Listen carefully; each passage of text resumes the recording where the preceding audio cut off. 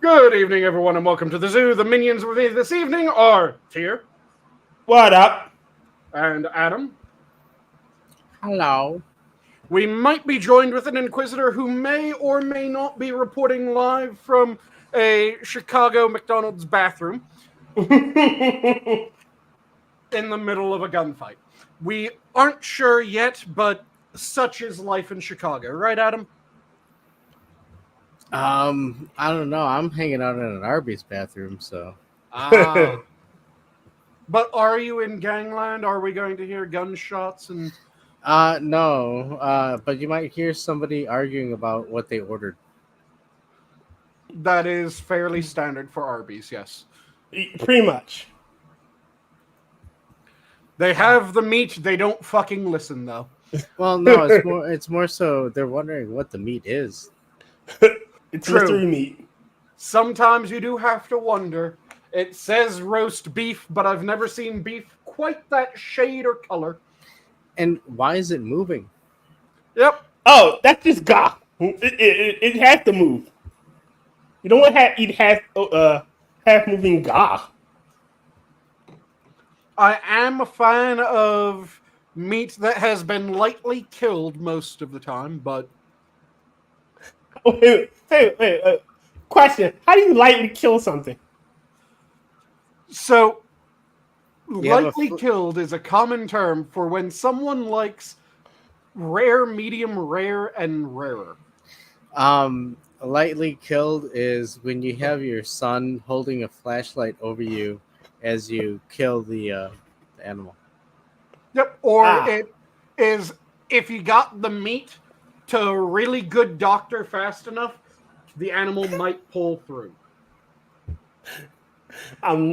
See, this is why I love being on the stream with you, saying when I learn something new all the time. Yep. But yeah, that is always the way to go. That, like I said, when it comes to steak, that rare, medium rare, that is heaven with steak.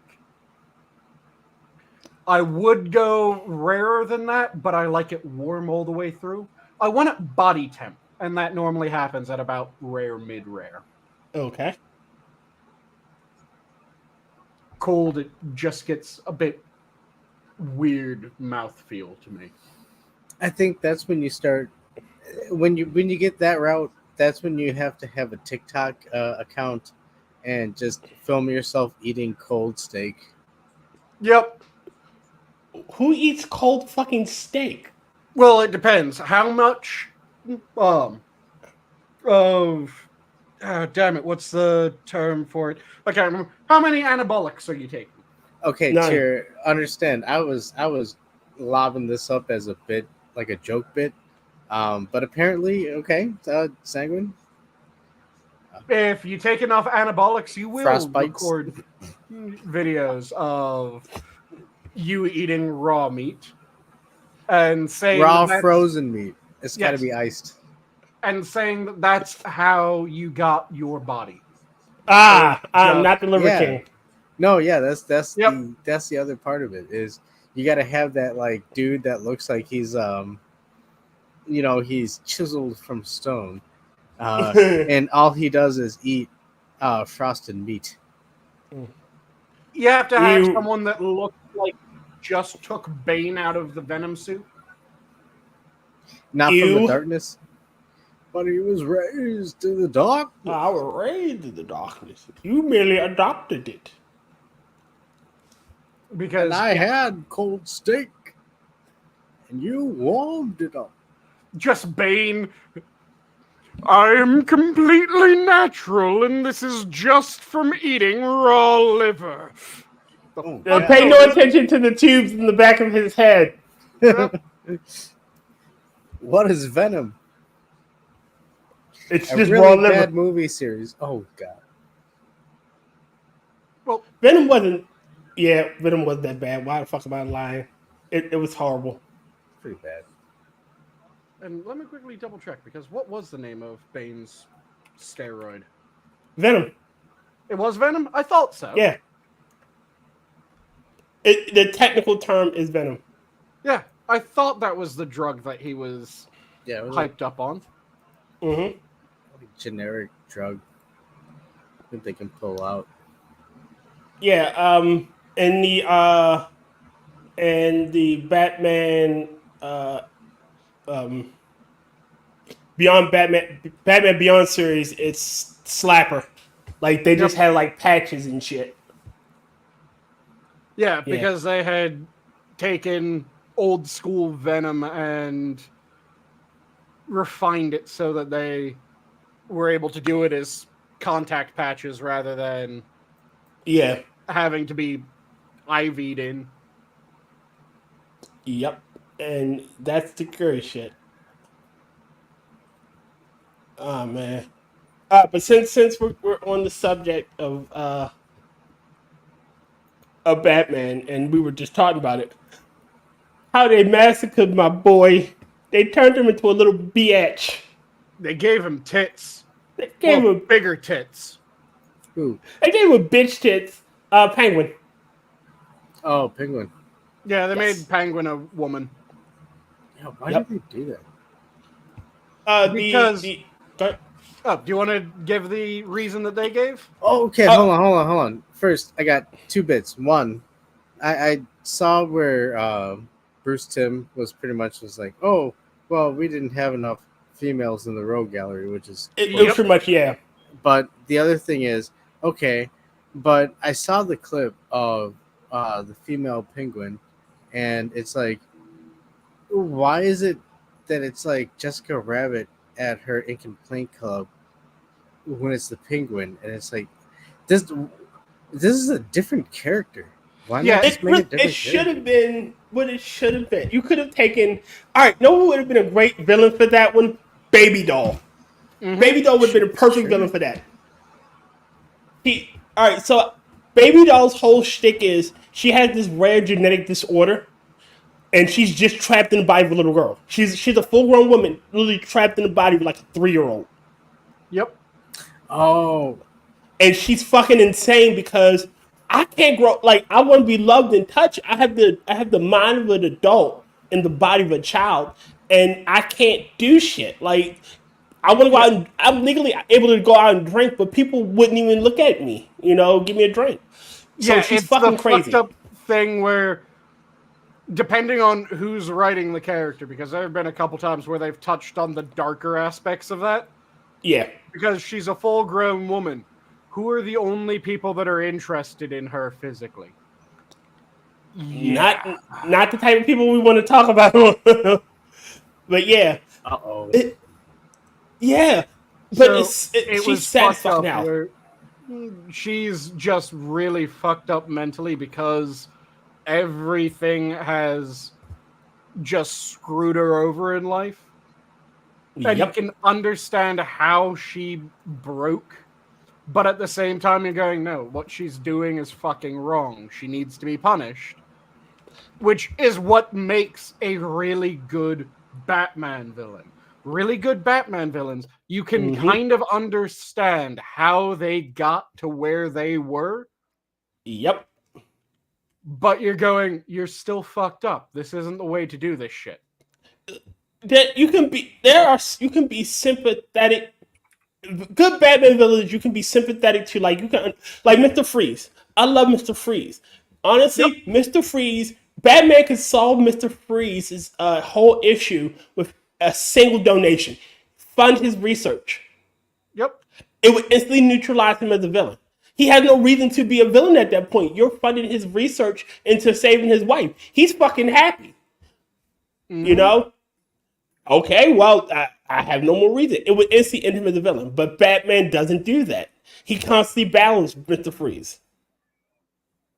I do like the versions where he is trying to help him, but then Mr. Freeze steps over the line and it's, God damn it, Victor! Penguin. Batman had a love-hate with Penguin. Penguin was the informant of the underworld. Yep. And he when he got what he wanted, he just kept his nose clean. And then, every so often he would just do a crime. Like, I gotta keep up appearances, Bruce. Yep. I gotta keep up appearances. So he would just steal shit. Batman off. it's amazing when you get it done right. Yep. It's just people seem to understand good Batman villains like they understand Superman. You know, honestly, I think it's okay. I think in the most simplistic form, you can divvy it up between two parts, where there's the people who understand, like, they're very or more informed of the lore. So, they may have been keeping up with the comics individually, or they've uh, at least kept up with the novels or the base storyline type things going on. And then there's the people that are, I like Batman because I used to ride a roller coaster at Six Flags and it said Batman on it, and it was really awesome. Those people are the other, side of the thing. The problem comes when they're trying to combine it. They're trying to get the Batman, the roller coaster lovers, and the comic book lovers into one single homogeneity, if you will, and it never fucking works. The thing is that you could do that if you wrote good fucking stories, because if you write the stories well, if you give them like deep motivation, and you make the characters actual fucking characters, and instead of just fucking mouthpieces and agenda. Instead of mouthpieces, agenda, and caricatures. Well, hold on. This is how you have longevity with these characters. Yep. And with Batman especially, because there's a lot of stories that come, when he's old. You can, I guess, put this with Wolverine, but it does seem that as long as the story is coherent and it works with the character itself, you can keep these tales going. And I will say, a tether to that would be like Hercules and his trials, but also you can alter it. So the Menin lion wouldn't be told this way; it'll be told this way. Yep, you can play with the story when you actually understand it. Yes, and there's a lot of really good examples of that, where people are able to play with a villain because they understand the villain. One of my favorites is the trope of the villain that wants to take over the world, and then there's another villain that wants to destroy the world, and the heroes are having trouble, and the villain that wants to take over the world is like, okay, what do we need to do? What do you mean, what do we need to do? You're always trying to fight against us. Yes, I want to rule the world. He wants to destroy it. Fuck him. It's my world. What do we need to do? So you're saying, dude, this is why I like Dr. Doom, because it's not so much I want to rule the world. This is my world. Yep. All right. You know about Dr. Doom though. Okay. You know about Dr. Doom. Like his whole motivation, like there's a comic book line where he sees the future, and the only way to avert the future that he sees is for him to rule. Like that's the only way, and it gets so bad that he got the Panther God, Black Panther's Panther Goddess. Yep. He showed her, and she like, fuck. This is the only way. Yep. Yeah, it's where you get characters like Doom and Lex Luthor. Lex Luthor is one of my favorite villains in anything, because Lex Luthor, everyone gets his motivations wrong. Yes. Or virtually everyone gets his motivations wrong, because almost everyone wants Lex Luthor to just be, I'm rich, I'm evil, what do you expect? That's not Lex Luthor. Lex Luthor is a humans first character. He's a supremacist. Yeah, he's a human supremacist. Or more accurately, I wouldn't quite say that he's a human supremacist. He's humans first and a human isolationist. Where he doesn't want to rely on other beings. He doesn't want to rely on aliens. He doesn't want to do deals with them where humans are at a disadvantage. He wants to deal with everyone on equal footing. And he's positive that humans can treat even with the gods on equal fucking footing. Yep. And he's hell-bent on proving that. Which is why he has such a hate on for Superman. Because Superman is an alien to him. Which, that's also laying into who Superman is. Because Superman is not Kal-El. He's Clark Kent. Superman is Clark Kent. So to Superman, Superman is a human. He's fighting for his people, for humanity, for his race when he's doing superhero shit. Because he views himself as a human. Despite being Kryptonian in nature, he was raised human. But Lex Luthor doesn't see him that way. Lex Luthor sees him as an alien and sees relying on him as a crutch for humanity that will ultimately cripple humanity. Well, okay, isn't that the ultimate, like, look, if you want to write a good Superman story, you have to, I mean, you don't have to, but it's a lot easier if you focus on the fact that, yeah, he was raised as a humbled farm boy. Yeah. Yep. And that's where he came from. So he's dealing with all of the superpowers while you know, with the mentality of his upbringing.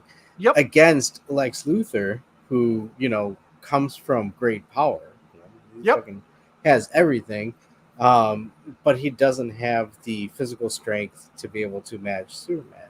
Yep. And you get that interplay where, again, Lex Luthor is his villain, not because Lex Luthor is able to physically press Superman. He's Superman's iconic villain equal because he's able to press Superman mentally and emotionally. And that's where people get it wrong, because the Lex Luthor just doing evil shit to do evil shit, that isn't an interesting character. Lex Luthor doing things that are morally gray, but he can explain why he's doing it. That's where you get into the really fascinating Lex Luthor. I think the best portrayal of Lex Luthor by far so far will be the not Jesse Eisenberg, Michael Rosenbaum in Smallville. The Smallville one, that was decent, yeah. The reason why I say it's the best so far is it showed Lex. It showed, because it had more time to flesh out the characters. It let Lex be Lex. You know, him giving him the reasons why he does shit. You know, it's not that he was trying to hurt Clark in the beginning. He wanted to. Here's this event that he knows about, and then he seems to be fucking crazy. He knows what he saw. And you didn't see it. I know what I saw. The various animated iterations of Lex Luthor tend to be fantastic for that as well, because they give the character time to actually develop in the animated versions. So you have legitimately funny moments from Lex Luthor. There's one, I'm trying to remember what the name of the animated movie was, but it's the one where Lex Luthor ends up swapping bodies with the Flash. Oh, you're talking about the Justice League where the Flash is trying to act like Lex Luthor and shit. Yeah, Lex Luthor, or the Flash is in Lex Luthor's body, and he's Yes. trying to act like Lex Luthor before the villains, because again, Lex Luthor will do morally gray or even black things in order to get to his ends, which he views as morally good. His ends are he's proving that humanity can treat with unbelievably powerful beings on level footing. They don't need Superman. They don't need aliens. They don't need superpowered individuals that are able to lord these powers over them. They're able to interact as equals, if not superiors, which is why when he forms I'm blanking on the name for some reason. The league, not the league, the league. What's in the league? Not the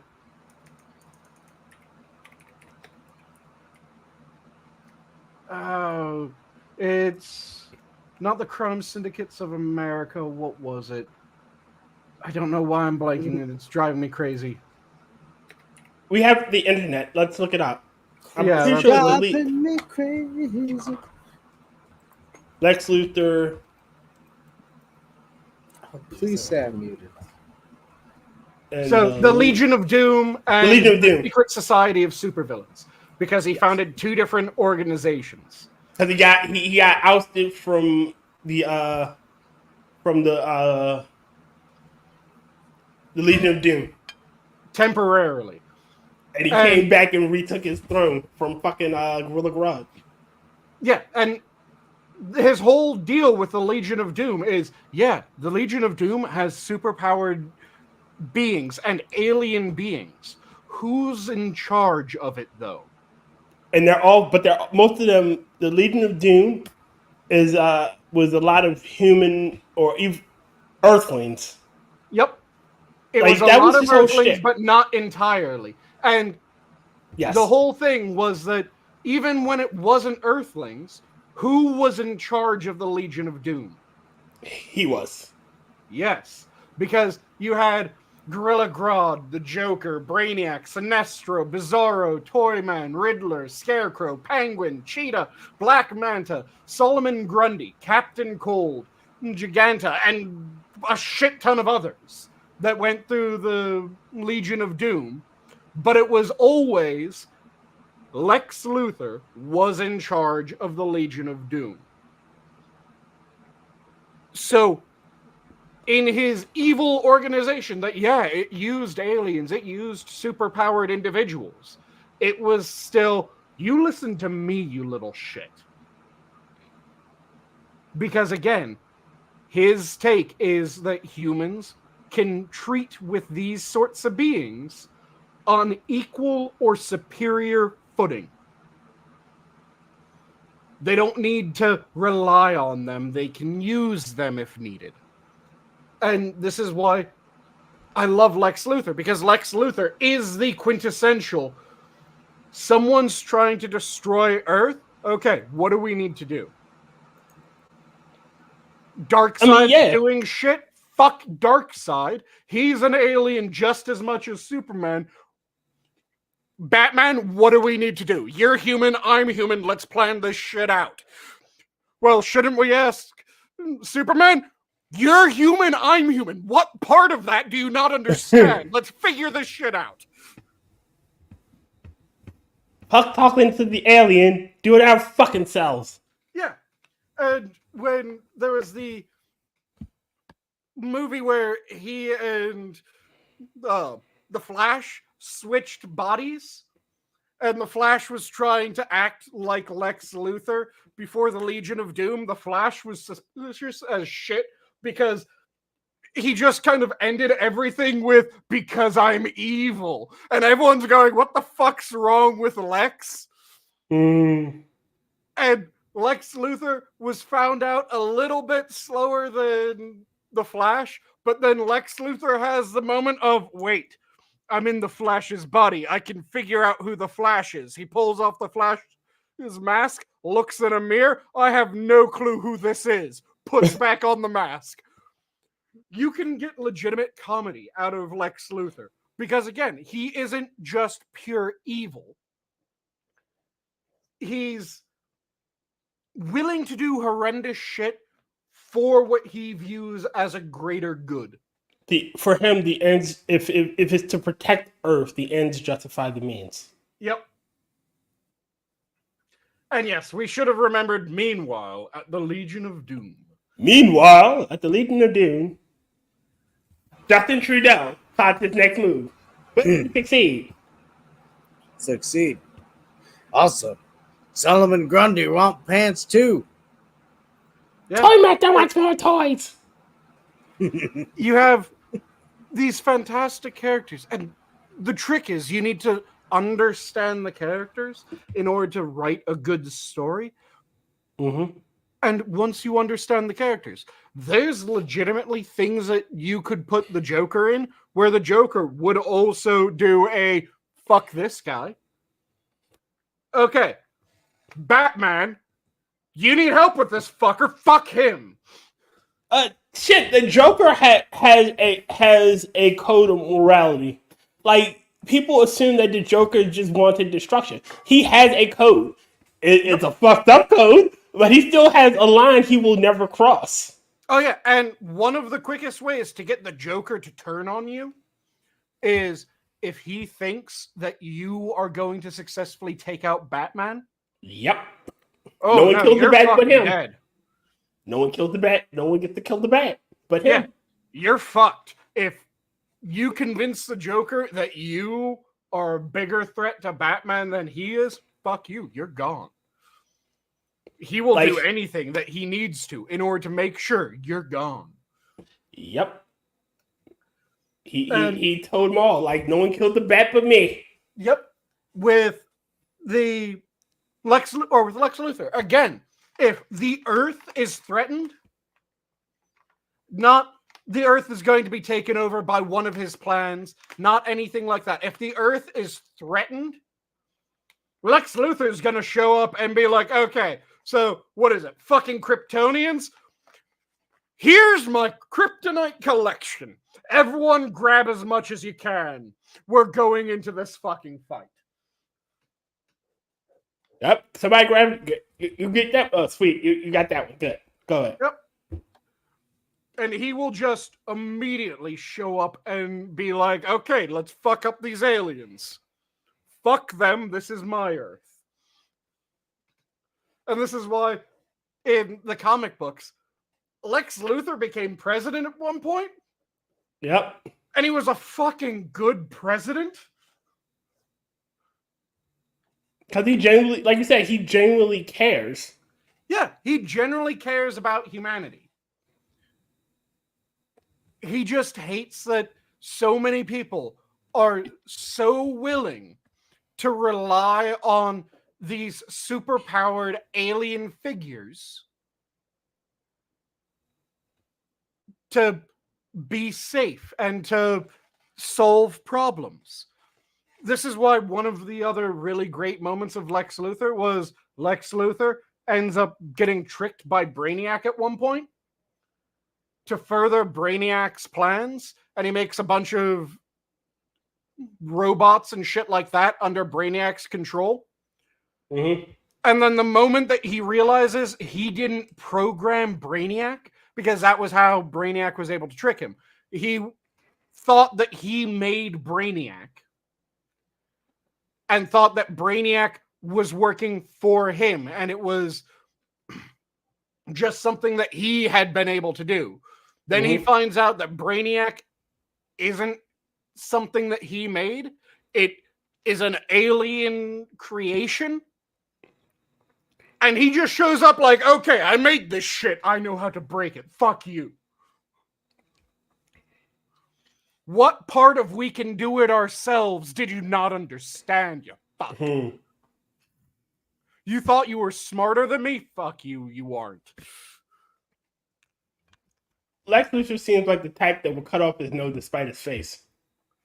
It's not quite that he would cut off his nose to spite his face. It's that he has very strict principles. Humanity can do it by itself. And he will go to extremes to prove that humanity can do it by itself, or that humanity can treat with ridiculously powerful beings on level, if not superior footing. Again, that's the whole idea behind the Legion of Doom. The Legion of Doom, it's Lex Luthor leading ridiculously powerful beings and being able to go, I'm the fucking leader.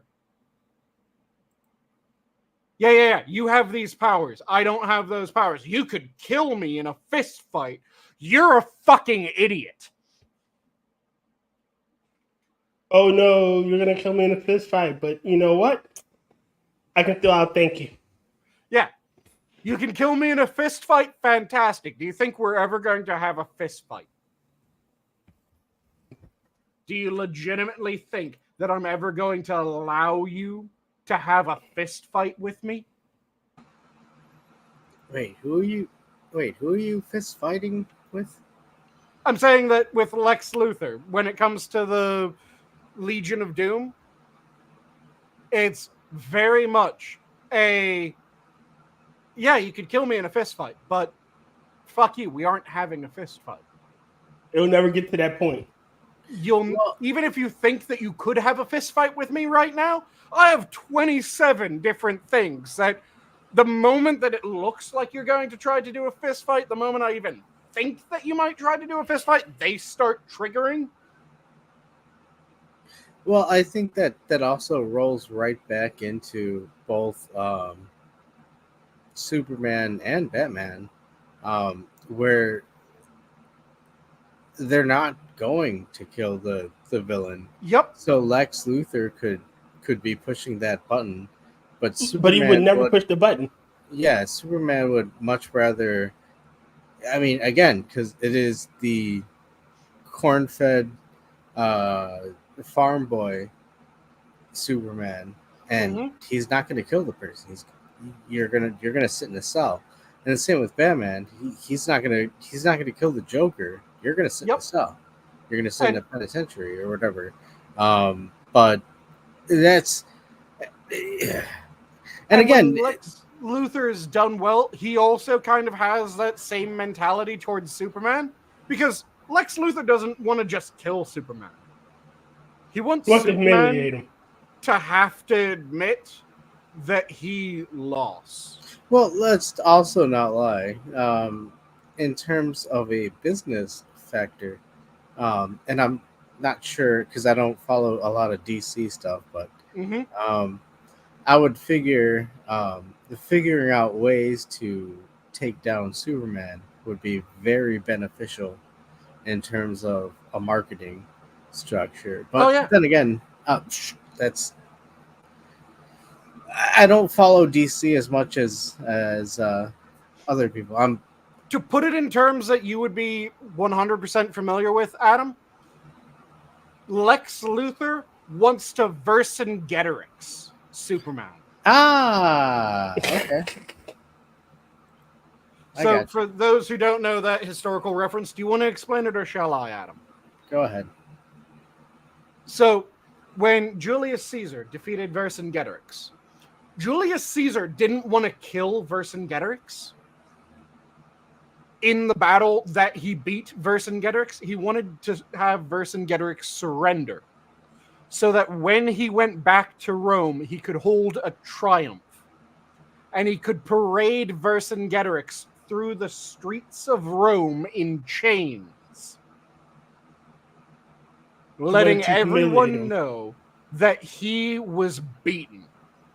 And then at the end of the triumph was the only time that anyone would die, that any of the leaders would be when Julius Caesar wanted them to die, would be at the end of the triumph. And even some of the leaders, he didn't want them to die. He just wanted them humiliated like that. See, that's the problem. Jumping ship really quickly. That's the problem with certain historical figures and leaders and their concepts and motivations. It kill the bastard and get it over with. Don't let him. Don't gloat. Just do it. Do him in and bring his head back to home. Yep. And Julius Caesar was rather good at choosing which people he did that with, because Vercingetorix was not broken. He was humiliated. He wasn't broken. So, do you know what happened at the end of the triumph that he marched Vercingetorix through the streets of Rome? Nope. He strangled him. In front of everyone, he strangled Vercingetorix. Because Vercingetorix, if he ever got free, would be a danger. Yeah, some people like I've never understood. All right, we were just in Batman not too long ago as an example. All right, Batman knows for a fact that the Joker will break out and kill Yep. and eat like he. There is no saving him. And his moral code, him holding to his moral code, has killed far more people than it saved. Yep, and there is a justification for that. I personally don't like the justification, but there is a rather decent justification. And that's Batman realizes that the moment that he starts deciding who should die, He's no better than the criminals. that's the end of Batman. He's now just going around killing people. Well, hold on. I was gonna say that's a nice branch off where it's Injustice is an awesome storyline because Superman is like, yeah, fuck Joker and fuck not killing people. We're done with this. But in that universe, Superman had a legitimate, like the Joker was beyond saving. He stole a nuke, and then he nuked Metropolis. Like he said to Batman, "Hey, why'd you fuck with him? Like he doesn't like your shit goes with me." He goes, "You're too easy. Like I know you won't kill me. Like I could do my worst thing. You won't kill me. But the Boy Scout, oh yeah." And, well, that's the point. Is Joker was sitting there looking at it as, you know what? I'm gonna push these other buttons. You know, you have a joystick, and this guy, this Aussie guy who likes Vegemite and likes to play as Iceman and Warhammer, and just spam a whole bunch of fucking forward ice beams and shit. This Okay, guy, Terry, we know you're talking about Terry. But he's doing this, and so we're gonna push his buttons and get a response from that, and the response is, "Oh shit, yeah, you killed Lois," and That's why two of my favorite pushing Batman to kill stories are the story of Owlman. Yeah, he did. He did kill Owlman.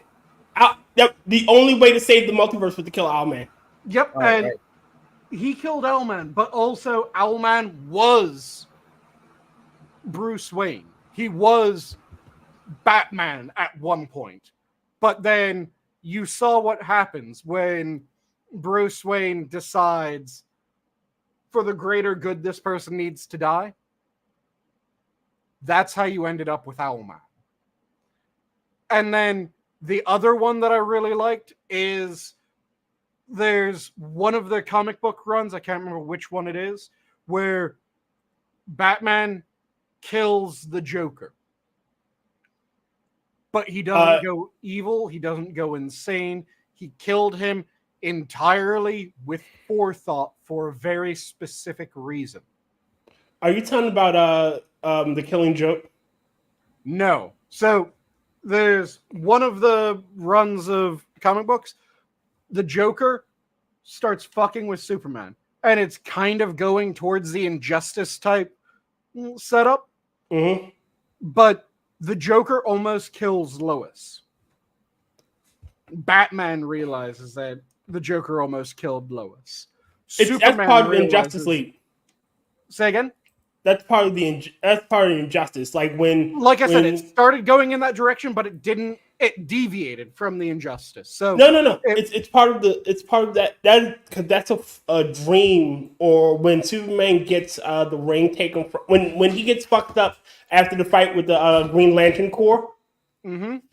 He's having a dream of his perfect world scenario, and it's him. It's Batman killing the Joker for doing the shit with him, and that's where you get I got the line. He's easy to fuck with. Like fucking with you, I know what you're gonna do. You're never gonna kill me, but him, I can fuck with him all day, and I bet I can push his buttons. And Batman snaps his neck. In that one, after he snaps his neck, does he turn himself in? Yep, he turns himself in, and he spends. So that is the one that I'm thinking. Yep. Because I remembered that it was Joker almost kills Lois Lane. Everyone realizes Batman's able to just barely keep Superman from killing him. Yep. And then as he's having a conversation with the Joker, and pretty much as they reach Arkham, he snaps his neck, then dumps his body out, takes off I need his to be arrested for murder, and turns himself in. Yeah. Mm-hmm. Those are the two good ways of having Batman kill someone. You either have to go whole hog and do Owlman, or you have to go for he realizes that he is doing something, because if he doesn't, everything's going to get so much fucking worse. Yep. And not in the Joker's going to get loose, the Joker is going to try to kill people, but then he'll be captured again. And Batman is positive that he'll be able to handle the Joker. You need to take it up that level. Those are the good ways of getting that shit to actually work. Again, we're just fans, spitballing ideas, right here, just doing shit. How can people that don't get paid the big bucks, how come they don't understand this shit? Yep. Like, we don't want to see. I don't want to see a Batman run where he's he's a Asian guy. No, that's not fucking Batman. Mm-hmm. I want to see a Batman where Batman is fucking Batman. I don't want to see what they did with him in fucking the new shit, the Cape Crusader, where he's sidelined in his own fucking story. And I want the characters to actually be the characters. Yes, I want them to act like the characters. I want them to be the characters. Yep. Hold on. Why don't you want Bruce Wayne to be an Asian? Because he's not Asian. It's the same issue I got with fucking Miles Morales. I was arguing on Twitter about how Miles Morales is a cheap fucking knockoff of a superior character. Hold on, but you understand that? I mean, the character Batman. Yes. It's a fictional character that was developed to depict like a detective type character. All right, so hold on. Go ahead. And with that, I don't see why having an Asian person being Bruce. All right, Mr. Adam, can I ask you a question? Sure. Do you write? Do I write? Yeah. Do you write? Yes, I can write. No. I said, do you write? Like, do you write stories? Do you do stuff like that? Well,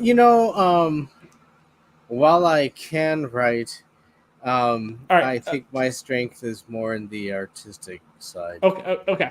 All right. So you draw, right? Yes, sir. All right. So if you were to draw a character, right, and I were to come in after you've drawn this character and you're happy with it, I were to change the eye color on the character, will you be happy about that? I mean, no. Oh, so you wouldn't be happy with a change that I didn't create this character, you did. You wouldn't be happy with me changing the eye color. You wouldn't be happy with changing like the way the hair is styled or the lips are made. You know, you wouldn't be happy with that. Would it be the same character after I made my changes? I mean, personally, I think No, answer the question. Don't. Would it be the same character?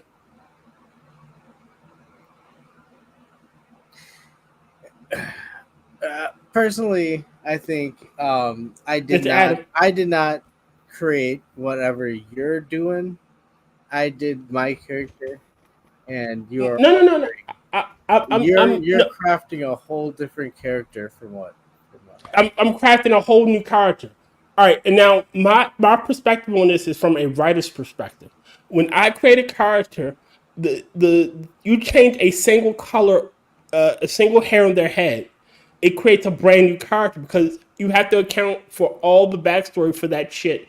You know, all the ripple effects. If I were to make a white character, or say I would make an elven character, and somehow somebody decided to turn that elf into a fucking dwarf, the Right. character is no longer the same because Yeah, you it's had to account improved. for. Good how you're right, it is improved, but you would have to account for the fact that the backstory cannot be the same because the dwarven character has a whole different set of history that he has to follow. You know, using the 40K, not 40K, the Warhammer series, an elf and a dwarf are two different characters, like two different species with two different Yep. backstories and histories. And if you were to take, I'll use Snorri Whitebeard, the angry dwarf, and suddenly turn the angry dwarf into an elf, Snorri Whitebeard would never be Snorri Whitebeard. You know, Okay, hold on. I'll give it to Sanguine. But I'll really quickly say, um, yes, sir. You are standing on the scaffold shoulders of make believe giants, and Yeah. there you go. To me, there's different sorts of characters and there's different sorts of things that if you're talking animated, yeah, there's no reason to swap someone in an animated series from white to Asian. Absolutely none. If you're talking about a live action and you have the choice of you could get someone who is every characteristic except for one, they have the wrong hair color, they have the wrong eye color, they have the wrong skin tone, but everything else is spot on. Or you could go for someone who has the right skin tone, but is deviating in more characteristics. Pick the person who's the closer match. This is why yes, I've pointed to Michael Clark Duncan, probably one of the best people that you could have cast as the Kingpin. but not a good Despite kingpin. Michael Clark Duncan being black. And it If they wasn't would like have, he was a light-skinned black man. No, Michael Clark Duncan was black. And he was almost a perfect match for Kingpin in everything else. He had being bold. He had being ridiculously huge. yes, He had the right sort of mentality that you could believe that he was intelligent. Because there's a lot of really big guys that it doesn't matter what lines you tell them to say, you are not going to believe that they are intelligent. You're going to be going, okay, what the fuck is going on? Just like there are some gorgeous women that you could get to play a nuclear physicist, and it makes perfect sense. Who is the Playboy bunny that was a nuclear physicist in one of the Pierce Brosnan movies for are you James talking Bond? about Pamela Anderson? No, not Pamela Anderson. It was what I'm blanking on what the actress's name was. But in a James Bond movie. Here, let me quickly look up James Bond You remember what Jane Bond it was? And nuclear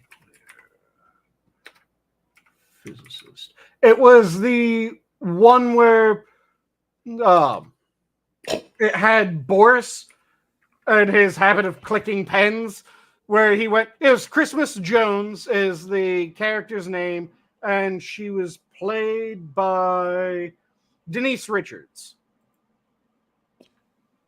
Denise Richards, gorgeous woman. She's not a nuclear physicist. She's not believable as a nuclear physicist, and it was in The World's Not Enough. Denise Richards. That name sounds familiar. Yeah, she's absolutely gorgeous. They had her playing a nuclear physicist. She was not believable. Oh, she was in she's the girlfriend in Star Trek Troopers. Okay. Yep. I can believe she's a nuclear physicist. No, you can't. If you see her performance, you cannot believe that. It was painful listening to her try to be a nuclear physicist for that. It's nothing about how she looks. You can have a gorgeous woman that you can believe is, yeah, that's a nuclear physicist. She's just an insanely attractive nuclear physicist. Denise Richards did not pull that off. And there's a lot of huge guys that couldn't pull off being the brilliant crime boss that the King is supposed, or Kingpin is supposed to be, because the Kingpin is supposed to be intelligent as all hell.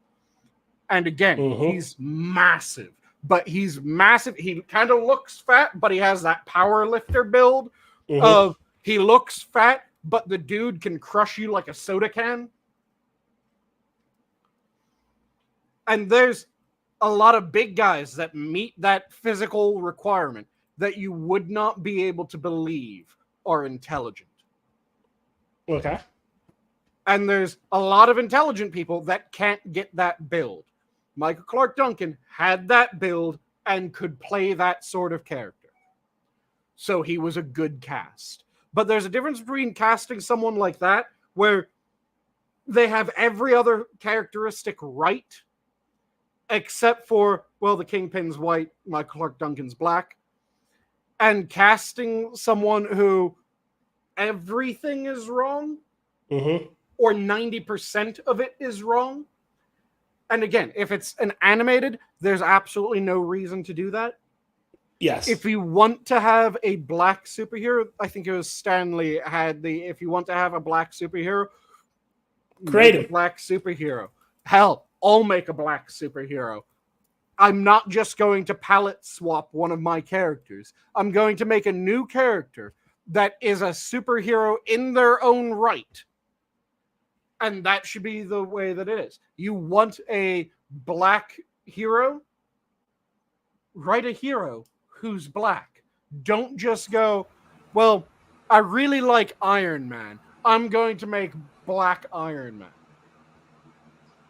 That doesn't work. It doesn't make an interesting character. It doesn't make someone that people actually look up to and respect. It's always going to be a cheap knockoff.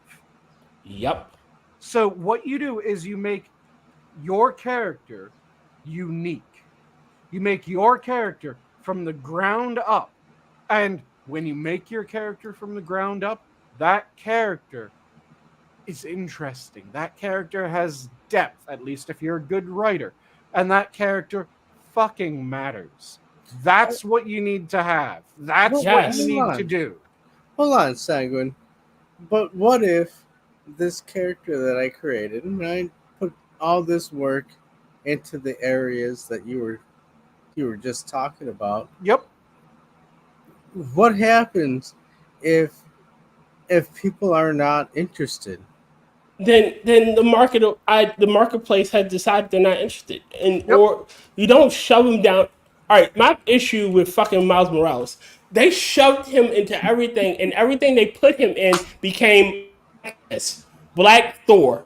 You know, when he got the power by Odin's fade. The fuck, Did like you did you read that series? no, because I was pissed off by Odin's fade. It would, yeah.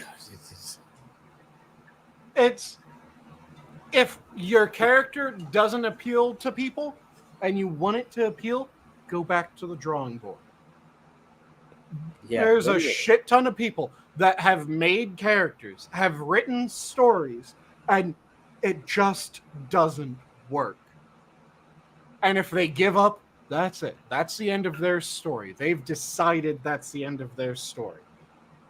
If they keep working on it, they keep working on making better characters, making more interesting stories, and also doing the bit of advertising that you need, because you always need advertising. No one knows about your new character before you make them know about your new character. Mm-hmm. But you have to make them excited to learn about your new character. And there's certain authors that you don't really know about any of their other work, and they've been writing for decades and decades and decades, and then you find one thing that you absolutely love, and you go, has this author done more? And you start looking at what else they've done, and you're going, oh my god, this is all amazing. And it's just you didn't hear about it. Or perhaps you had heard about it, but you hadn't heard enough to make you excited, and then you had that one exposure to the author that made you excited about more from that author, and you just delved deep. There's Shit. always going to be an element of advertisement when you're talking about it, because you could have the best story ever, but if no one's heard about your story, if you haven't made anyone excited to read your story, no one's going to fucking know. Mm-hmm. You'll have the best story ever that no one has ever read. Work on your craft. Work on getting people excited, on getting people interested. Find people that, if you're really shit at getting people interested in your story, find people that are really passionate about storytelling and go, hey, if I send you my story completely for free and with no obligation to advertise for me, I just want your honest opinion, and you send it to like a book reviewer on YouTube or a book reviewer for this or that, and you have a good story or a great story, and you get them to read it, and they have no obligation to say that, oh yes, this is an amazing story, but they love it. And they start telling people about this story that no one's read yet, but it's amazing, and everyone should read it because the characters, oh my god, the characters, the depth of the story, the weird setting that it's in that really built up how everything worked, how all of the characters' backstories played into the character, and you could tell even before you heard the backstory that it was something like that was going to need to have been in the backstory. Or you'll hear about an element of backstory and you'll be excited to see how that comes to play out in the story, and then you see it and it paid off. When you have people talking about that, people are going to be interested in your story, and they're going to want more. So if you write a novel character and it doesn't take off, it means that either you need to work more on how you write and the story, or you need to work more on how you get word out. Because there's a lot of gems that don't get read. Everyone has finite time, and not everyone's willing to just grab a random book off of the shelf to give it a go. Mm-hmm. So you need to get people interested in giving it a go. And this is why book art is so important. And there are some amazing books that have really shit book art. And there's some god-awful books that have amazing book art. And it's a shame when you have either of those. And people say don't judge a book by its cover, but the cover is advertising for the book. You don't want to have it set and just go, oh yes, this book is going to be amazing because it has an amazing cover. No, the book still needs to be judged on its own merits. Yo, the cover's there to attract you. To be honest, the simple fact that don't judge a book by its cover. It's like, dude, come on. Like, in the very We judge least, everything by its cover. Yeah, what are we looking at? Yep. What kind of book are we looking at? No, So, the first thing we do is judge. Like, the first thing we do is judge people by their appearance, first impressions. You look at someone and you go, does that look like someone that I'm interested in getting to know? Mm-hmm. Oh. Wait, are we talking about books? Or are we talking about Oh, we're talking about how you judge everything by the visuals first. Yes. If the first thing that you see of a person, so it depends on what you see first. When you meet a person in real life, you see their physical appearance. And if the person looks like an absolute slob and you aren't interested in absolute slobs, you probably aren't going to get to know them. You probably aren't going to devote any time to get to know them.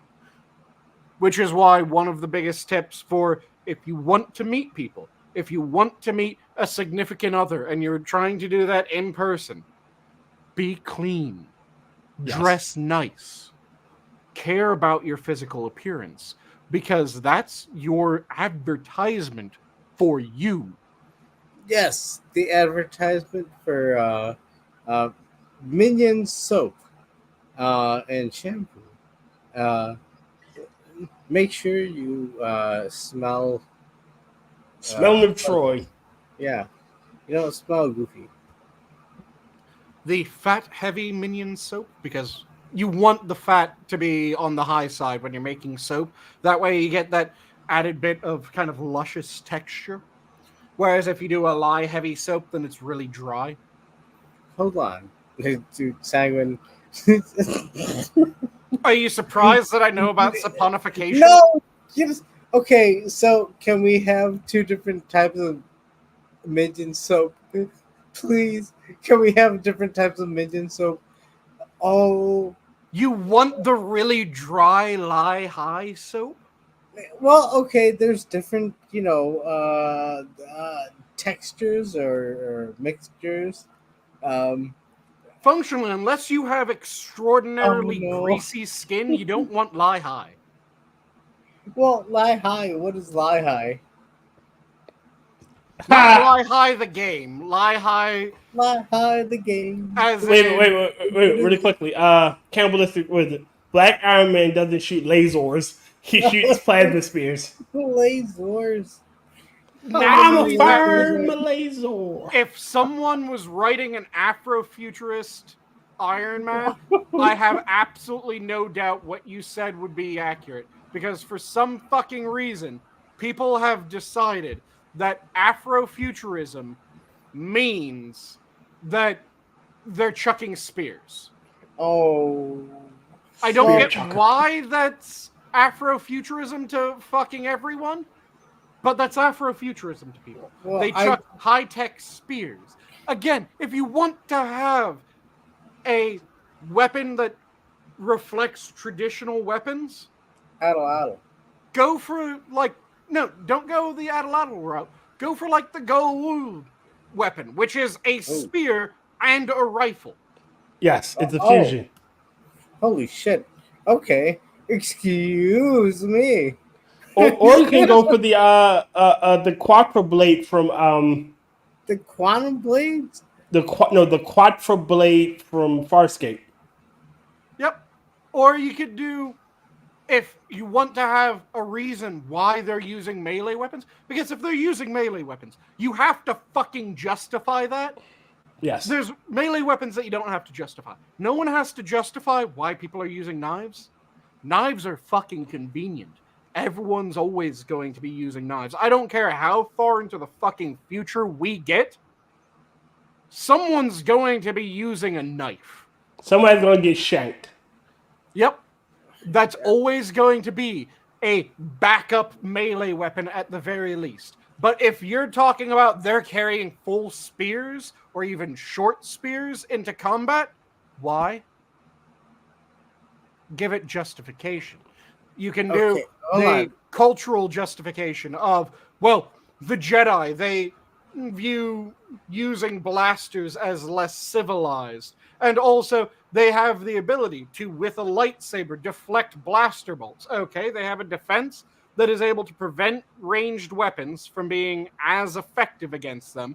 And then they have this cultural aspect where they're just a bit snobby and they look down upon ranged weapons. Or you have to have a technological aspect. So in Dune, they have force fields that anything moving above a certain speed gets stopped by the force field. So in order to get around that, they started reviving archaic weapons, and they made special swords and knives and shit like that, because that moves slower than the force field accounts for. But if you don't have something that justifies why melee weapons are the primary weapon, melee weapon isn't the primary weapon. Everyone's going to go for a ranged weapon. And you could have differences in how the gun looks. Like, did you guys know that early on when it came to gun design, cheek stocks used to be a thing? Mm-hmm. So you all know what a shoulder stock is, right? Shoulder stock is where you hold the gun and you brace it against your shoulder to aim. Yep, you brace it against your shoulder to aim and to absorb recoil. Old firearms, I think it was the either Dutch or Danish old firearms, had what was a cheek stock. So it required a bit more work because it wasn't the more one-size-fits-all of a shoulder stock where the only difference is the length of the stock. Mm-hmm. But the general shape stays the same. Cheek stocks would be kind of custom made for the person so that it almost welds to the side of their face. Yeah, but see, those weren't effective in combat because you couldn't drop it. Say you were being attacked, you'd have to custom make them for your entire army, and it wouldn't be effective. Yeah, they were less useful for fielding an entire army. Also, the big problem when it came to cheek stocks is it limited how much gunpowder you could use. Because if you had too powerful of a recoil, mm-hmm. you've either just concussed your troop or you've snapped their neck. One of the two. So you have to have something that explains that. But you could have, let's say, rather than going for high-powered, they went for very small but fast-moving projectiles. Mm-hmm. So they're shooting needles rather than bullets. You could have a culture that developed these very small, thin rounds that move very fast. They don't require as much powder in order to get them to move. And they still have really amazing penetrative power because they're really fucking thin. And you can make a cheek stock gun be their future gun. Mm-hmm. So they're shooting these high-speed needles with this low recoil weapon that they brace against their face. Makes sense. You could have chest brace weapons. You could have a shit ton of different designs to guns. But you would have guns of some stripe be the primary weapon. You wouldn't just have, well, they chuck spears. They chuck spears, dude. Yeah. Well, it's Afrofuturism, of course they throw spears. What the fuck is wrong with you? And they ride rhinos into battle. What the fuck is wrong with you? Yeah, that's a dumb concept. Yeah, how would you even get a lasso around their mouth? It's just a dumb idea from start to finish. I could understand if you're talking about, like, in ancient conflicts, they would capture and piss off a rhino and then release it into their enemy's lines. That makes sense. Yes. Cultures did that with elephants. Cultures did that with bulls. Cultures did that with various other large animals. Yeah. But having a futuristic society where they ride an animal into battle? Fuck no, they don't.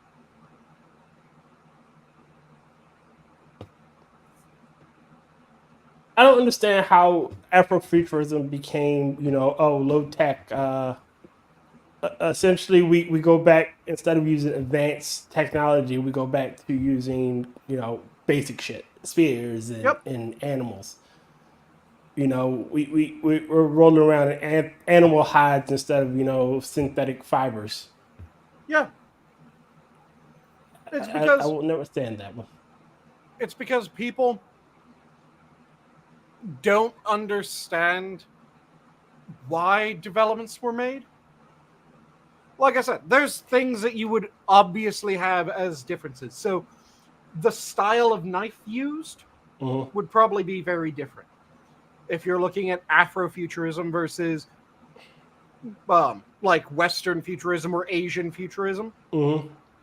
Because if you're looking at Asian futurism, you'll probably be looking at more modern versions of traditional knife design.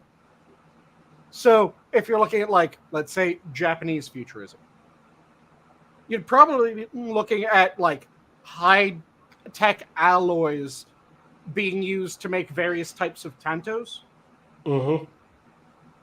Because that's a very functional, traditional style of knife that can be updated as time goes on. You change out the type of handle, you change out the material used in the blade, but it's a good cutter, it's a good stabber. So you have that. If you're looking at a Chinese futuristic society, then you'd be looking at, okay, what were the major styles of knives that were used in China? Let's take those and take them to the nth degree. And there would probably still be some cultural overlap, just like how in the West we have a bunch of people that get tanto-style knives now. Or tanto-tip knives is fairly common. Tanto-tip? Yeah, a tanto-tip, it's a type of clipped blade. So tanto-tip has a very straight blade that then has a very triangular tip, but it's only one side goes to... So the leading edge goes at a steep angle to the spine, whereas like a more traditional Western clipped blade is the spine jags sharply towards the blade. And then you have the sheath, or the sheep's foot, and a bunch of other different types of knife tips. So you would still have a number of those knife tips, but the most common one, rather than being a very Western origin style of knife, it would be a very Eastern origin style of knife. And there were African knives, and there were spear tip knives were fairly common in Africa. If you're looking at an Afrofuturist society, you're probably going to be looking at a spear tip knife being the primary knife. But you would still have other knives that are extremely useful. So you'd have the spear tip knife being the most common one, but the kukri being what a kukri is and being an insanely effective knife. People would still go, I want to carry a fucking kukri.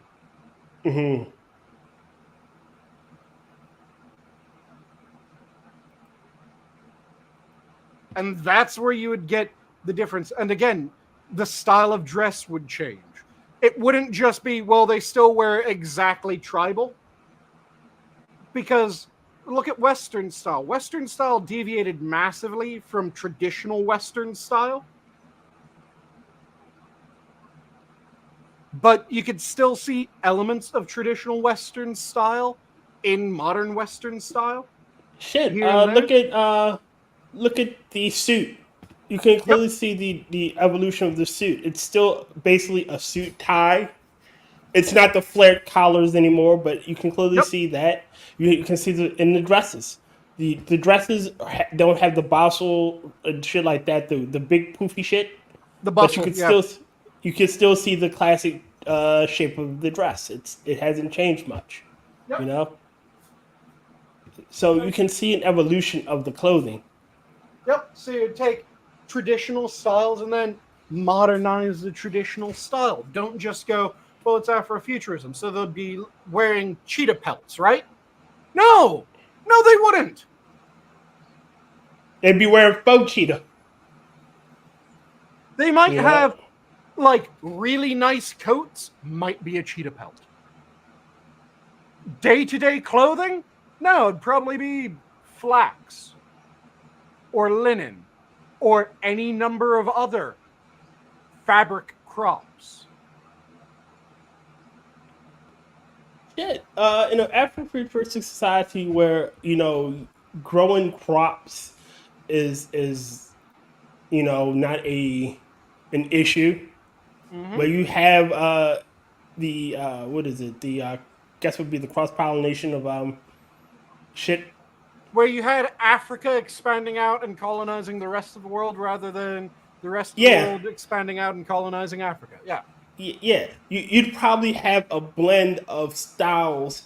Say you would have a African sari, where it would still be clearly show that it's African, but it's in the style of a sari.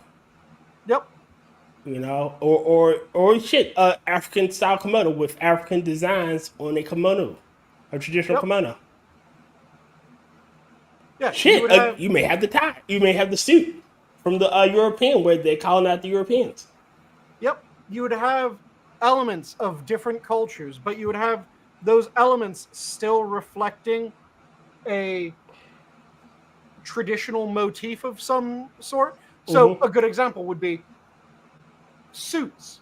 Yeah, you might have suits, but you wouldn't have as many black suits being the norm. You would probably have a shit ton more of various traditional designs being incorporated in the suits. Which is what you see when people are designing fashion that's meant to be African fashion now. You'll see, oh yes, this is this tribe's colors woven into this suit, or into this dress, or into this, or that, into the ties. You have these character elements that would be really brought to the fore. But for some fucking reason, no, they wear cheetah pelts and they throw spears, and that's Afrofuturism. Oh yeah, they also have high-tech flying ships. What? Explain to me how they developed high-tech ships, but they are still relying on throwing spears in order to fight. That doesn't make any fucking sense.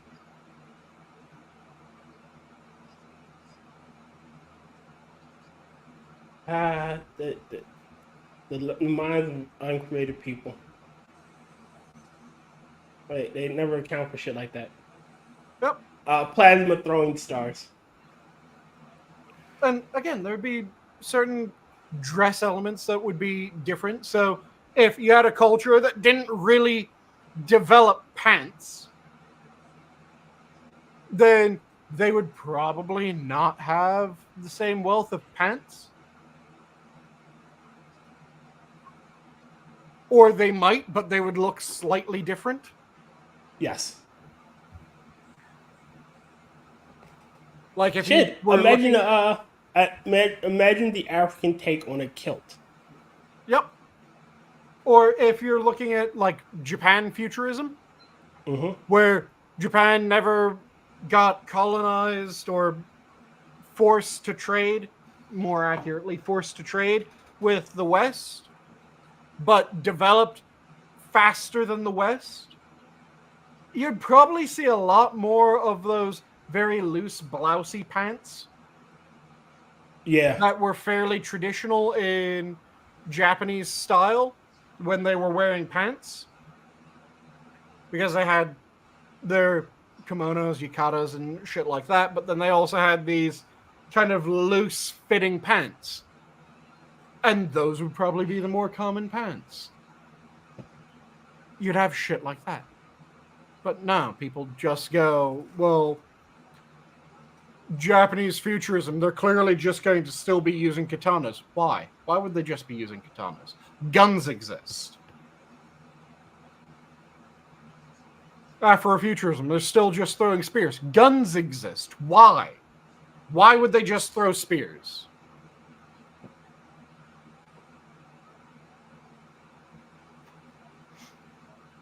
Big rock go fast. Make small rock go faster. But it's very easy to imagine, like, if China was the one that became super high tech, the gun probably wouldn't be the gun as we know it. The thing that I think would be the most interesting to be something that developed into a gun-like thing would be the, the Chukanuko?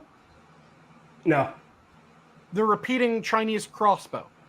Oh, it moved on a crank. Yep. Yeah. All right. I So didn't know the proper name for it. have it so that in the history of that Sino-futurist culture, they went, what if instead of using a string, we put a powder charge? And they started developing black powder crossbows like that. So they got rid of the bow, but they kept the arrow portion or the bolt. And they used a powder charge at the end, and then they started developing more advanced versions of that, and more advanced versions of that, and more advanced versions of that, until they had a gun-like object that shot these almost flechettes, but they aren't really flechettes. They're more small miniature or small metal bolts that are shot out using gunpowder. Man. That'd be kind of cool idea of what that sort of futurist society would look like. Because they already had the mechanism for a magazine with the Chukanuko. So they take that, and then they figure out how to do a explosive propellant, and boom, you have a rudimentary firearm. But then you just keep on adapting. Shit, like I said, they already had a rudimentary firearm. They just kept with the improvements. Again. And then all it is on a crank. Yep. Shit, imagine if it went against the European crossbow. It would never hold a candle. They were hard to reload. They were hard to aim, and you had to hold it down with both feet to pull the bolt back far enough. Then again, I guess the penetration would be better for the crossbow though. But yeah, with European crossbows, you did have greater penetration. But also the thing was that when you're looking at Eastern cultures in China, you didn't really have plate metal armor. Yeah, so I guess you wouldn't need the penetrator much. You usually had thin metal or flax. You had thinner metal. You had a lot of lacquered armor. Yeah. A lot So, of segmented armor too. yep. And what would probably be something that you'd see in those sorts of futurist cultures, especially if you're dealing with a culture that had a shit ton of lacquered cloth armor, Hmm. they would probably develop bulletproof vests faster. Yeah. So it would make the concept of a gun kind of, well, again, they wouldn't be able to use bullets, so they wouldn't. Remember, everything is designed to beat something. Yep. Now we got I'll use So European because it's easier. We what they got would, plate mail because we had the issue with swords, and yep, then from plate mail we developed the mace. Okay, I mean I can stab you, I can bash you in the head and daze you, yep. and from the mace we got the I forget the name of the type of helmet, but it is a bowl shape, so it can't fully hit your head. It'll fucking fly a little. Oh, you're talking Uh, the, is it the bassinet? yes, yes. So that's how the bassinet came about because they were trying to avoid, direct head blows from maces. So again, everything is developed as an. Our species have developed the armed race has been more.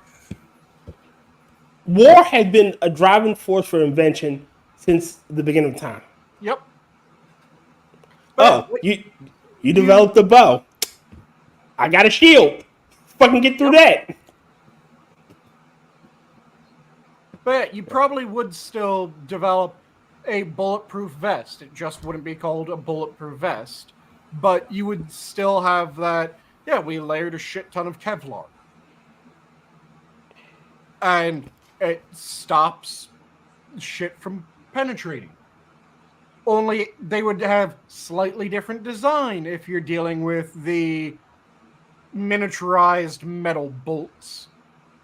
Because currently, firing flechettes at body armor is a good way of penetrating body armor. It's small. It's point. It's thin. Yep.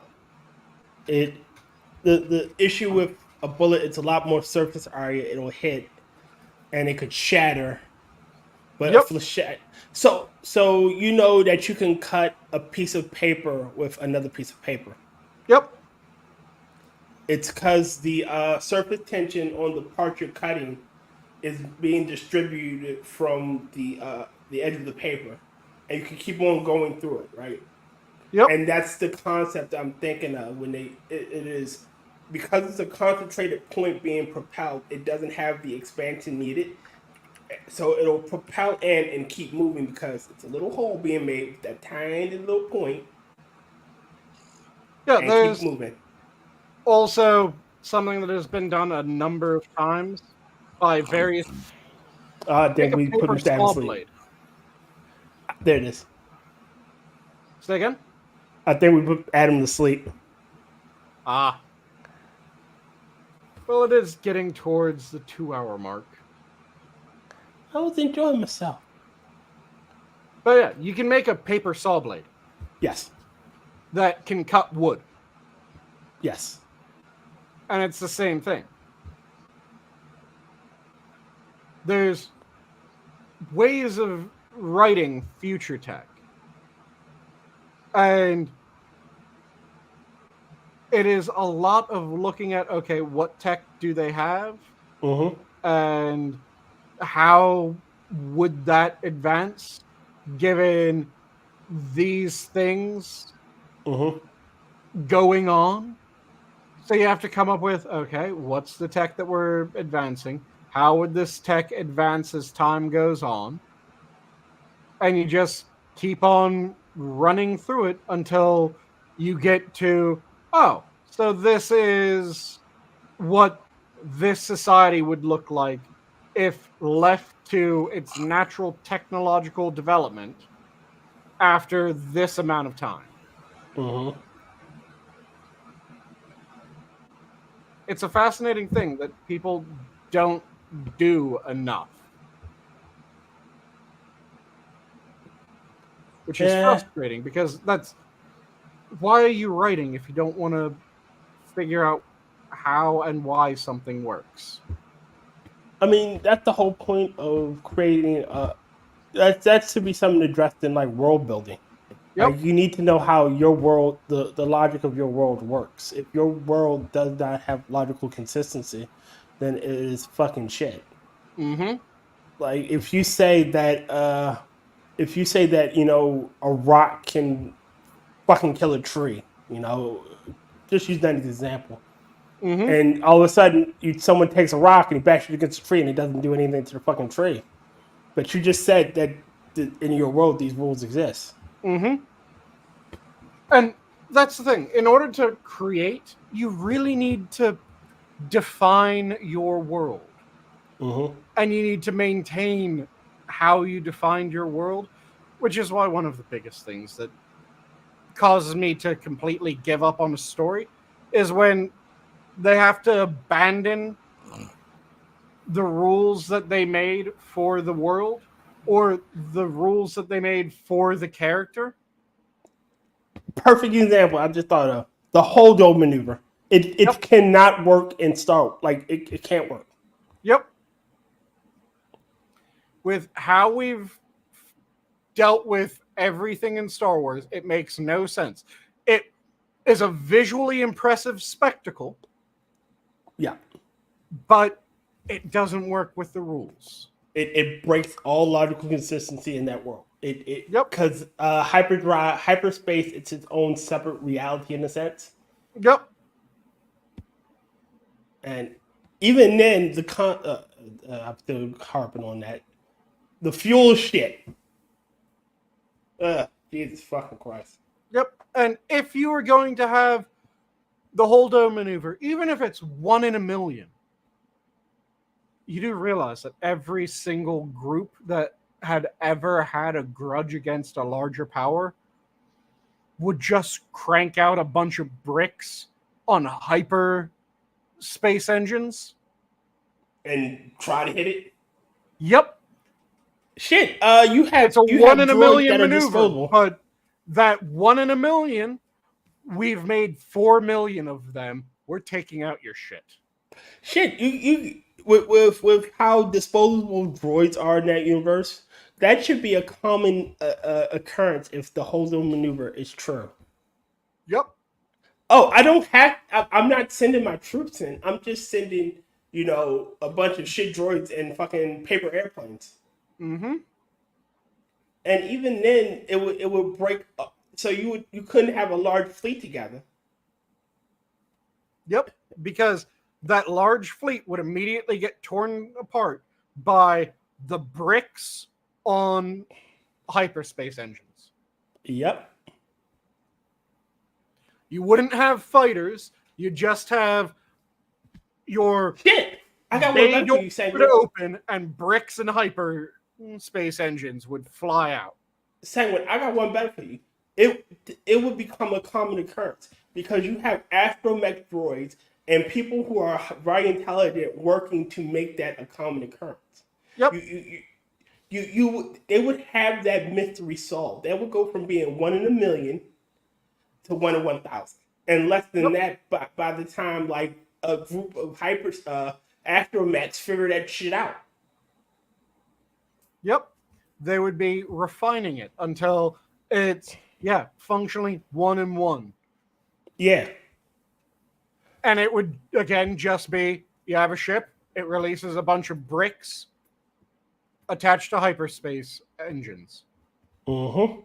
And you just have them all try that, and every time that one of them is successful, you have it so that they were copying all the information as they were doing it, and you just start going, okay, every one of these droids that does this, you're now going to follow this procedure. And you just keep on refining it until you have the exact procedure. Yep. And again, droids are disposable, so you can the separatist army has a shit ton of battle droids that they could just dispose of to test this shit. Mm-hmm. Yeah. Like, it would get refined down to science. It would become the new meta of that universe, and it would break it. Yep. Astromechs with nukes. You know what would work better than slow bombers? R2D2 with a fucking nuke. Yep. It's R2, kind of like how this.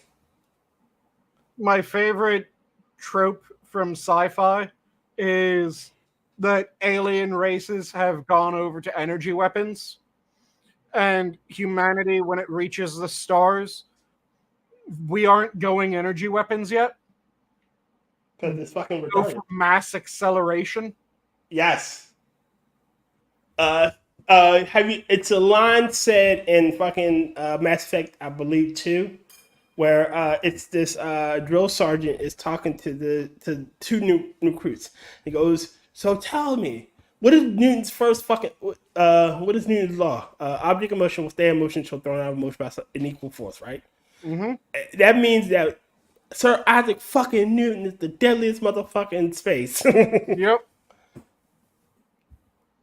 But I love that trope because that was one of the ideas behind Stargate. Yes. Stargate, the Goa'uld, they had all kinds of high-tech weapons. And my personal pet theory, which I think was confirmed in later seasons, but at the start it wasn't ever stated, is that Goa'uld armor is really shit against projectile weapons. Yes. Not because Goa'uld armor is really bad, but because it's kind of like they weren't designed for it. Yeah, it's kind of like getting a high draw weight longbow and shooting it at a bulletproof vest. You'll get more penetration than you're expecting from doing that. Shields can't deflect the arrow.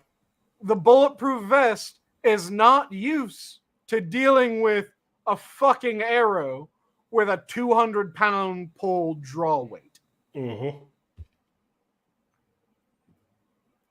So you have this high-tech armor that is designed to be really fucking effective against energy weapons. And then suddenly you're hitting it with just a bit of lead powered by some explosive powder? What the fuck did you do? Why are you using this? This is... You're throwing rocks at us. Yes, essentially, but it fucking works. Yep. All right, what I can't remember what it was. It was it was saying it was an alien species that had attacked Earth, and they were expecting like an easy victory. Like here comes these it's this race with like guns. Like we got starships and shit, and we fire energy weapons, and they forgot to account that we perfected our weapon technology, while theirs was like, okay, well, all we had to do is hide behind shit and we're safe. You still fucking fight like you're fighting with energy weapons. You're expecting your armor to take all the damage. Yep. You're not fighting energy weapons on our planet. Yep. You know? So like they were like fucked. Like they attacked us and they were decimated. It's a common trope of it's our diseases or our archaic technology that their shit just isn't designed to account for. Mm-hmm. And again, it's the idea of we made these super sophisticated shields that block anything going above a certain energy level. Well, I just stabbed you in the ribs with this knife. Or I just walked up behind you and strangled you because you expect, again, you're expecting us to adhere to your rules of combat. Yep.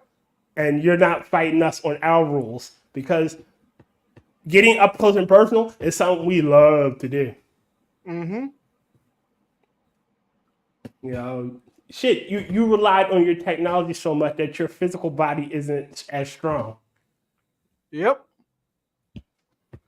I love that about, they're called human fuck yeah stories. Yep. And I love There's also the humans are space orc stories, which are Yes, very the similar. humans are space orcs.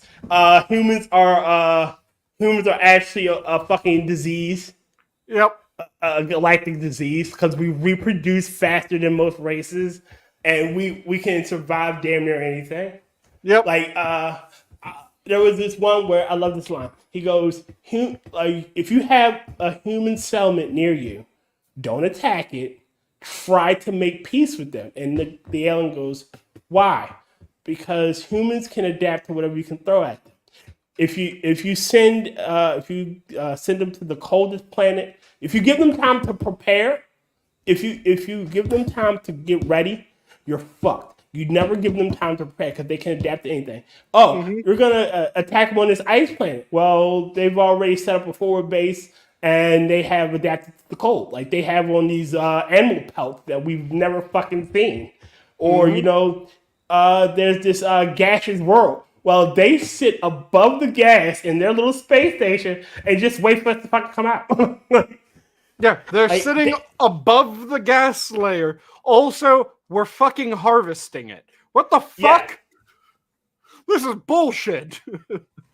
Like they in that same story, like humans are incredibly greedy. Like they will use everything you give them, like even down to the bone. Like what the fuck do they use bone for? I don't know, but they use it. We've never we've given them food and shit. We've never seen a complete carcass come back. Mm-hmm. Like, are they eating it? Fuck if I know. Yeah. It's kind of like there's an idea that I had for a sci-fi story. If I could write, I would want to make this one of the sci-fi stories that I would write, where it's an alien race.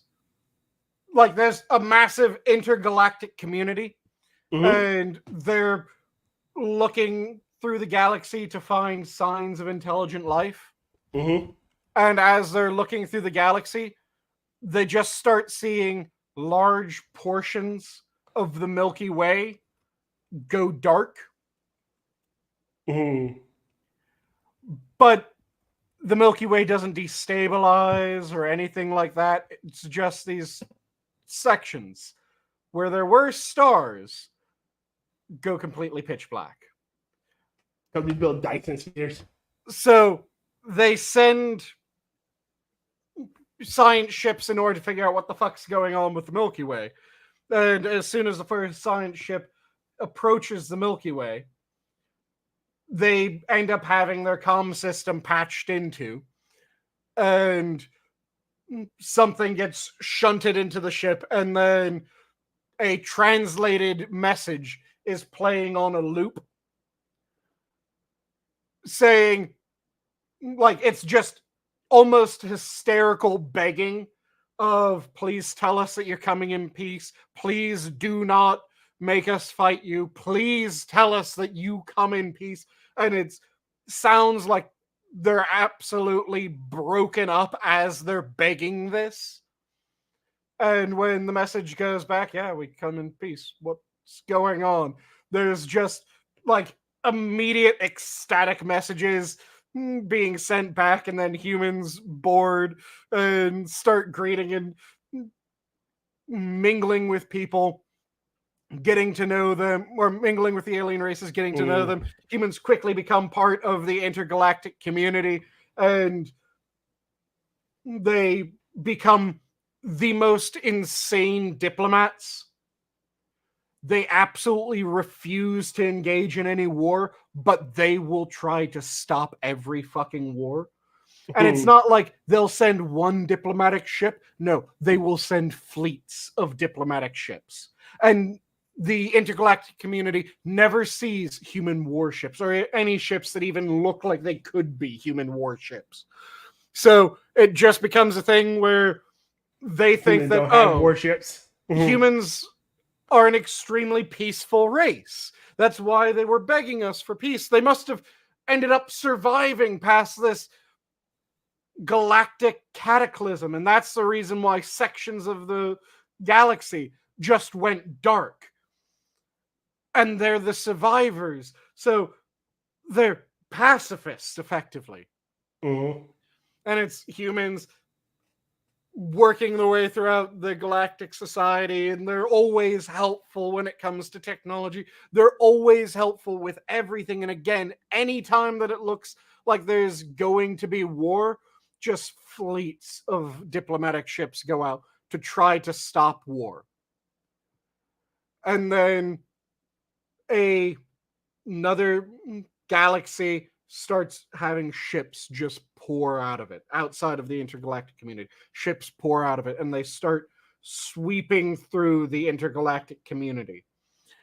And everything that the intergalactic community tries to do fails. Every time that they try to contact them for peace, it fails. Humans are sending hundreds of thousands of diplomatic envoys to the fleet, and nothing comes out of it. Just this implacable enemy keeps on sweeping through the galaxies owned by the intergalactic community.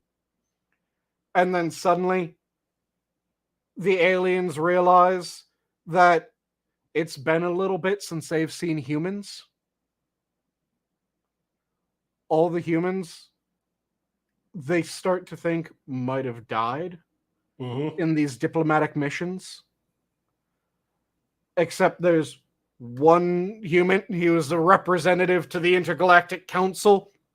And as the Intergalactic Council's meeting, and they're all worried about the humans, the human just starts almost breaking down in tears and begging for them to accept an apology and trying to explain what has happened, what's happening. And as they go on, everyone in the room starts getting messages from the science probes that were sent out through the Milky Way.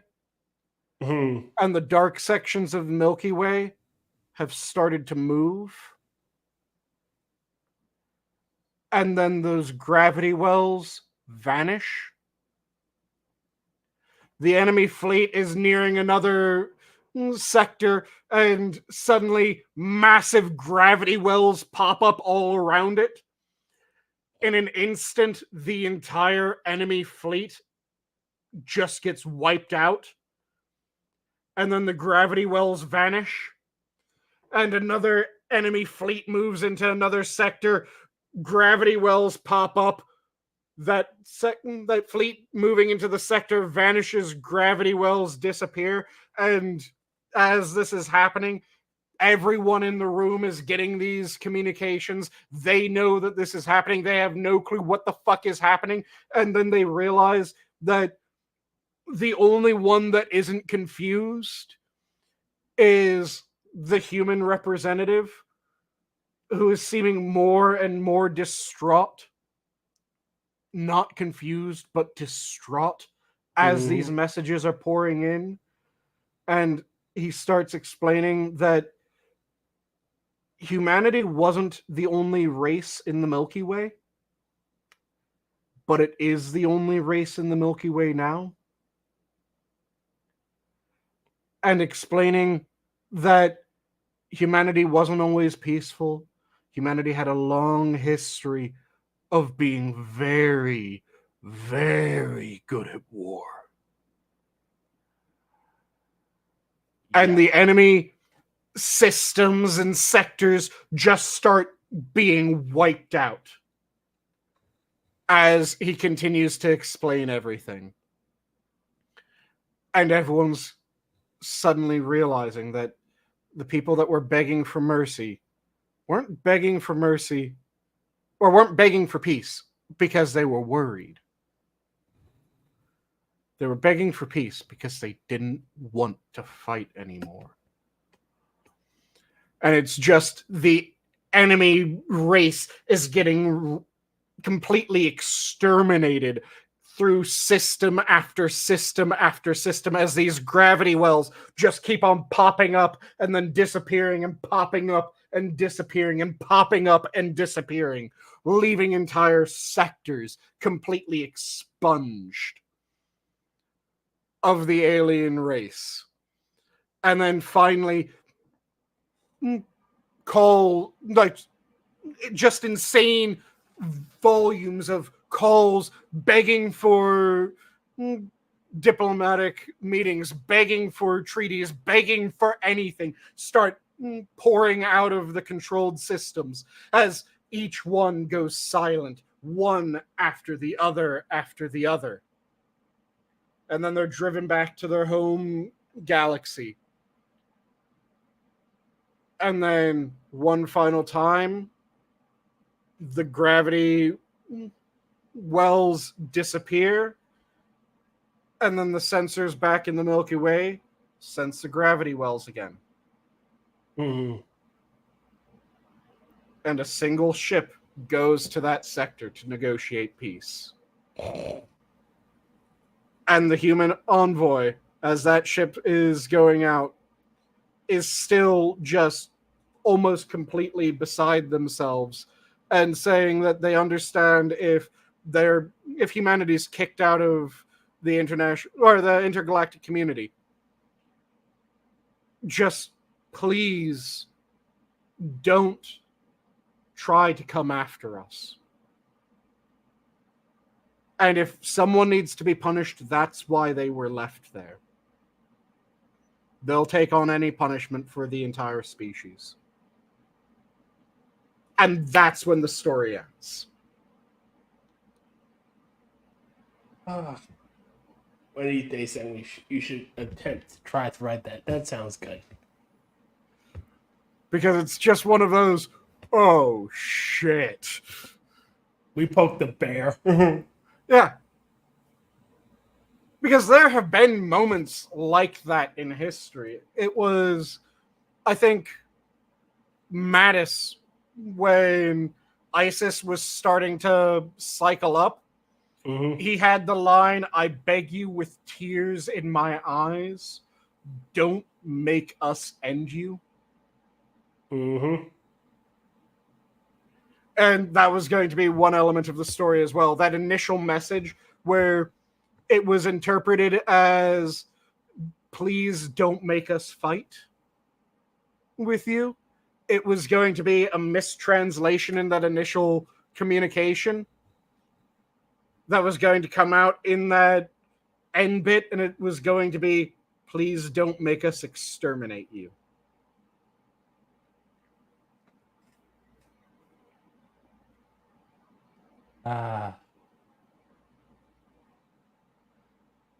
Because I really like that idea of just a species becoming so fucking good at war that they lose all taste for it. And they're horrified by what they can do. Yeah.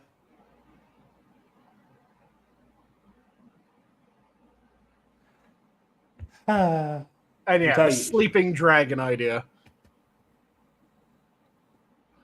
What did the Japanese general say? I feel we It were was a sleeping Japanese giant? admiral. It was Yamamoto said America is a sleeping giant in his write-ups for why the Imperial Japanese should not attack the US.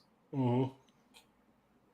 And then he went on to say that if they decided to attack the US, they would have X amount of time where if they could win in that amount of time, then everything was going to be fine. If they couldn't, then they wouldn't survive the end. There was a gun behind every blade of grass. Yep, the gun behind every blade of grass was also mentioned by him. And when Pearl Harbor happened, that was when he came out and said, I fear that we have awakened the sleeping giant. In reference to his initial message of America is a sleeping giant, it is best not to disturb them. You got proven right. Yep, we dropped 2 sun spawn points on them. Yeah. We dropped 2 sun spawn points. I like that phraseology of that. Yes, I'll have to use that. Yep. Then again, we also did insane shit with nukes after that. Like that time that we detonated a nuke above the head of 6 guys. Really? Yeah, we had 5 guys, all volunteers, and a photographer that we didn't tell until like 2 hours before this happened, that we were going to detonate a nuke. I can't remember how far above their heads. It was a good distance. It was like cruising altitude above their heads. Mm-hmm. Because there was a special nuke that we designed during the Cold War that was a defensive nuke. It was an interceptor, or rather, not quite an interceptor. It was the sky delete button. Wow. Because what it was meant to do was, in the event of nuclear bombers or nuclear missiles coming into U.S. airspace, we would launch this nuke, have it detonate mid-air, and let the nuclear blast take out all the bombers and nukes. But then there is the valid question of, is that actually safe? So the military decided that they would get 5 volunteers and a cameraman that they didn't tell what was going to happen until, again, like 2 hours before they did it. Had them go out into the desert, detonated the nuclear AA missile, and had them just take pictures as it was happening. The weird part is all of them lived to like 81 at the youngest. Really? Yeah. None of them died, and all of them lived to a ripe old age after having a nuke detonated above their heads.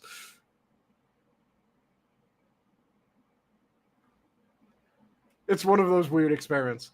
Though my favorite one is still the time that we launched a effectively manhole cover into space. I say a manhole cover, that undersells it. We launched a slab of several tons of insanely durable, heat-treated, high-temperature steel into space with a nuclear explosion by accident.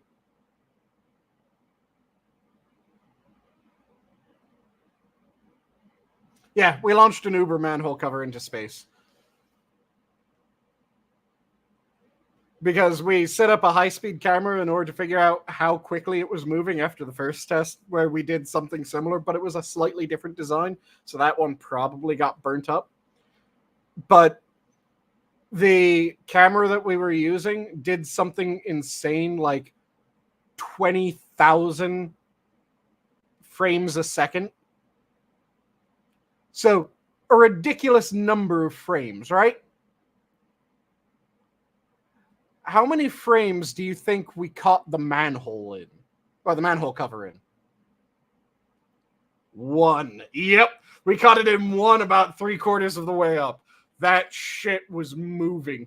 It was something like, was it 1,000 times gravity? 1,000 G acceleration? It was some obscene number when it came to the acceleration. So it was accelerating fast enough that it probably made it to space. Some people say that it burned up. That does not seem likely. So we shot a massive manhole cover into space with a nuke by accident. It's awesome. God damn it. I was saying, so we were playing Ultra Frisbee. Kind of, yeah. The initial experiment was to see whether a nuke would be set off if we blew it up. Not if we detonated the nuke, but if we just blew up the nuke, there's a massive difference. Yeah, it was going insanely fast. So Cannibalistic knows this story as well. And the number that he remembers is that it was going 130,000 miles per hour. Fucking hell. It should have achieved escape velocity in what? Less than that? Oh yeah, it is most likely it achieved escape velocity. Because it wasn't just that this was moving without anything happening behind it. No, it was moving over a superheated column of evaporated concrete. Yes, I said evaporated concrete. Because the nuke didn't just superheat air. It absolutely just made several thousand pounds of concrete turn to gas. But yeah, it was an experiment to see if we could blow up nukes without setting them off, because there was reason to believe that it might be possible to blow up a nuke without detonating a nuke. Turns out, no, you can't. You blow up a nuke, you detonate the nuke. God damn. But I just noticed the time, and we have been going for 2 hours. Oh no. Shall we do our sign-off? Sure. Adam, have you woken up? If so, unmute and say parting words. I'll give him a moment. And it doesn't seem like he's roused. So, Tyr, parting words.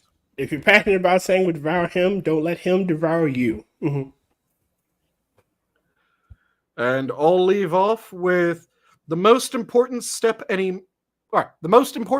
of any man's life is always the next step. And with that, have a good night, all. The zoo is closed. Good night. And now I click this.